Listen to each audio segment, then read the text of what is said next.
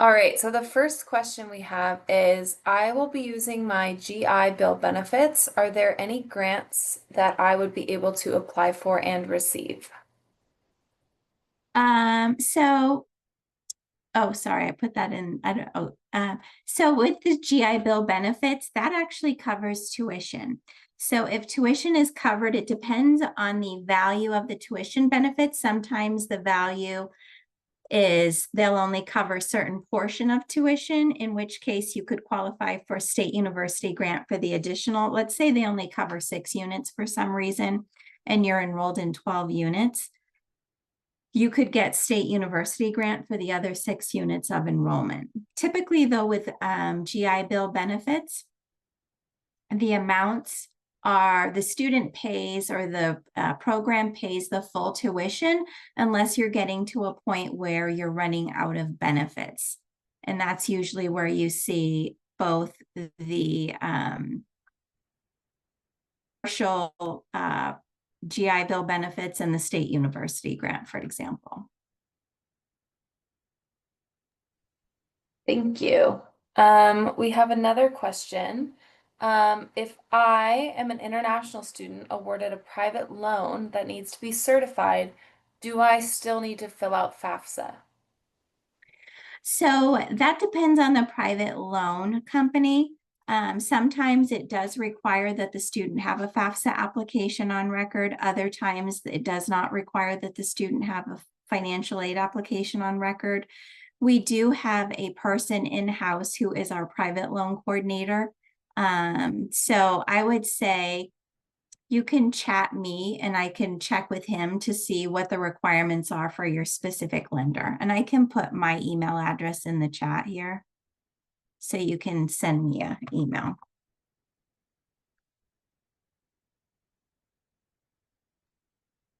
Awesome. Thank you. Mhm. We have a couple other questions. We have a question saying that I applied for a scholarship, but many of the scholarships were based on activities that you already have participated in. Is it possible to apply for these scholarships if you plan to be active in some of these programs down the road? Right, so you wouldn't want to check off that you're active in those programs and activities if you're not currently active. When they get awarded, they'll be awarded by the program coordinators generally for those activities, so they would know whether or not you're active. We do have a handful for things that you're going to be doing down the road. But for those specific activities, you want to already be active in them to select that on the application. Thank you. The same person was also wondering, and I can leave this for the end too, but if there is a possibility of sending out the slides for reference or if they're located somewhere on the website. Yes, we can definitely share out the slides.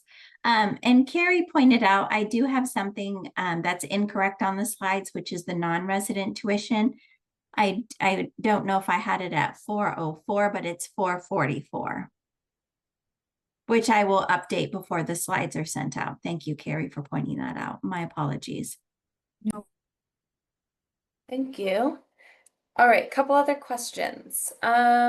We have a question regarding payment plans. So how does enrollment in a payment plan work? Are they broken down into monthly payments? Do they have interest applied on the payment plan? Maybe just a little bit more information around payment plans. So that is actually a bursar's office question, and unfortunately, we don't have a bursar's office representative. I can speak generally to that, though. I just don't know what the fees are. So if you sign up for an installment plan, I believe it's over 3 months for the course of the term, and there is a fee for the installment. So you're paying a fee in addition to doing the monthly installment. And there's a separate, I believe that there is a separate, if you're a non-resident, there's also a non-resident installment plan that works similarly. But Bursar or visiting our Calco Student Financial Center, We do have a Bursar representative. So if you have specific questions, I'd really want to defer to those experts because they can give you all of the fees and the pros and cons about doing the installment. Awesome, thank you. Mhm. And then the last question right now that we have, but I do encourage everyone on here to keep them coming, is do the loans cover living expenses? And if so, how does the disbursement process work? Great question. So the loans do, going back to our cost of attendance slide, we do have a room and board component to that, even for our off-campus students. So essentially how it would work is as an off-campus student, the only billable cost that you have for your enrollment at SDSU is tuition and fees. So if you accept enough financial aid, and by accept, you'd only need to accept any loans, the grants, because they are free, we assume that you would take those, but the loans do require acceptance through your my.sdsu. So providing your aid, your accepted aid is higher than your total cost, which would be tuition, you would be issued a refund for the difference. So your financial aid first gets applied to your tuition and fees, and then any money that's left over would be direct deposited to your bank account for the semester. And the earliest that we can release aid each semester is a week before classes begin.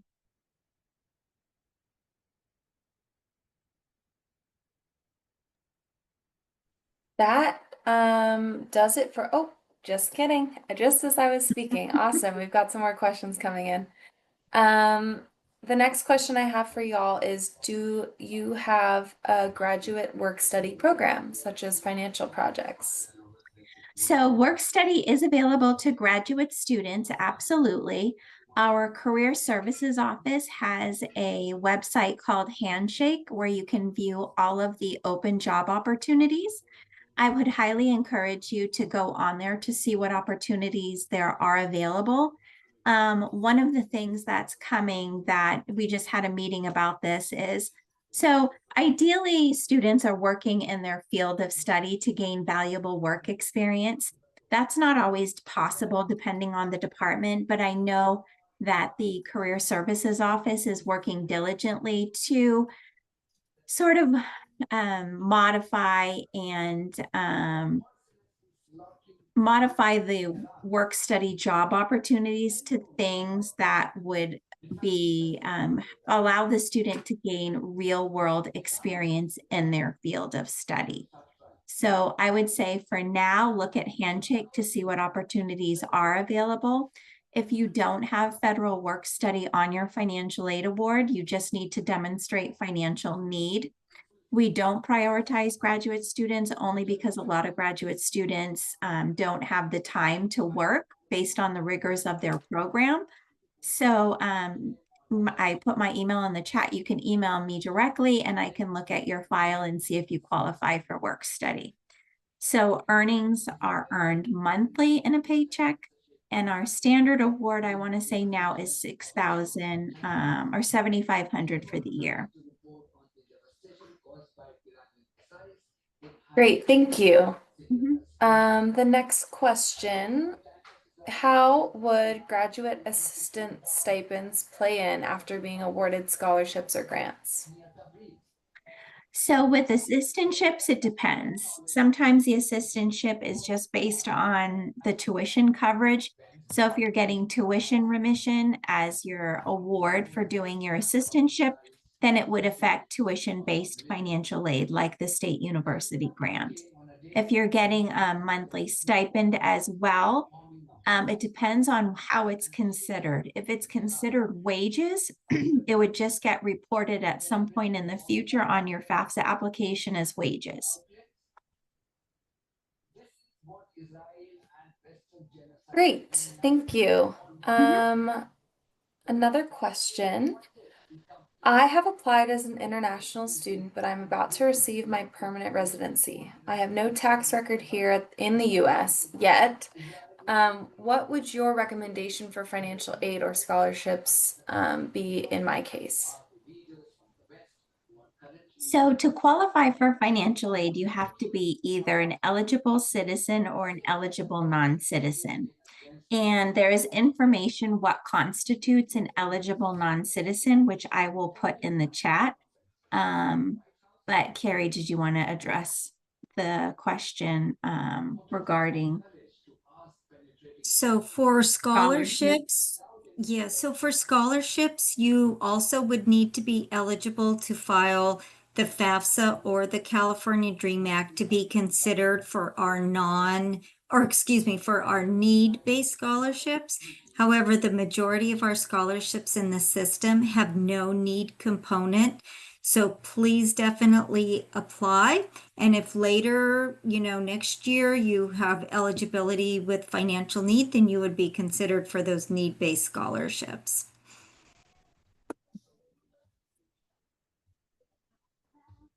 Great, thank you. Yeah, so I Um, just put the information in the chat regarding eligibility as a non-US citizen. And that will determine whether or not you can actually file the FAFSA.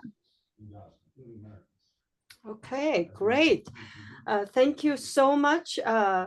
So we have the attendees. We have quite a few of them staying. Thank you so much for staying with us for the entire duration of the webinar. Thank you so much, Sue Carey, for your time on a Monday night.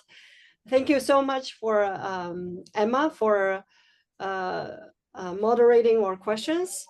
So again, congratulations on your admission. And here we're looking forward to working with you for your graduate programs. And thank you so much and have a good rest of your Monday. Bye-bye.